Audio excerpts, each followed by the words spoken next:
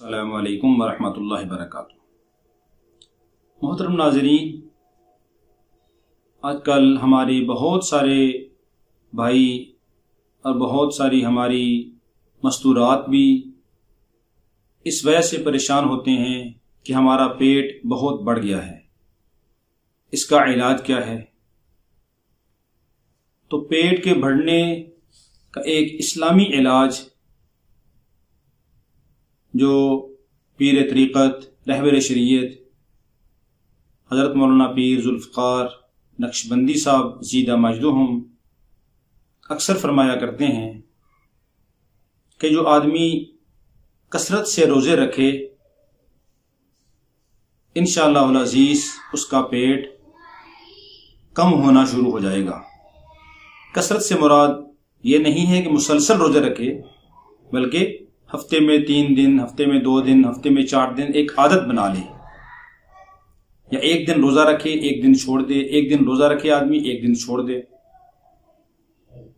تو ایک مسلسل آدمی ایک مستقل اپنی عادت بنا لے تو انشاءاللہ العزیز اس کا پیٹ کم ہونا شروع ہو جائے گا۔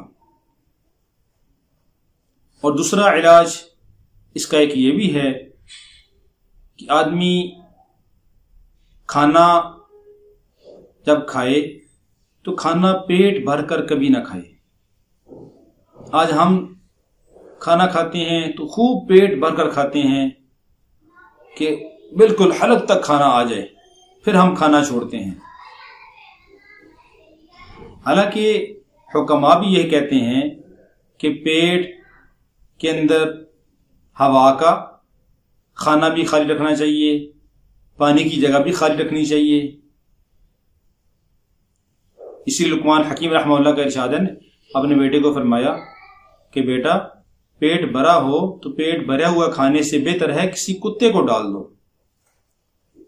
اور حکماء حضرات تو یہ کہتے ہیں کہ اس وقت تک کھانا نہ کھاؤ جب تک خوب بھوک نہ لگے، اور جب کھانا کھاؤ تو بھوک ابھی باقی ہو تو کھانا چھوڑ دو، یا کچھ بھوک باقی ہو کھانا چھوڑ دو، تو اس سے انشاءاللہ پیٹ نہیں بڑھے گا بلکہ پیٹ اپنی جگہ کے اوپر اعتدال کے ساتھ قائم رہے گا۔ تو اس لیے ہم کوشش کیا کریں کہ جب کھانا کھائیں تو پانی اور ہوا کی جگہ بھی رکھا کریں۔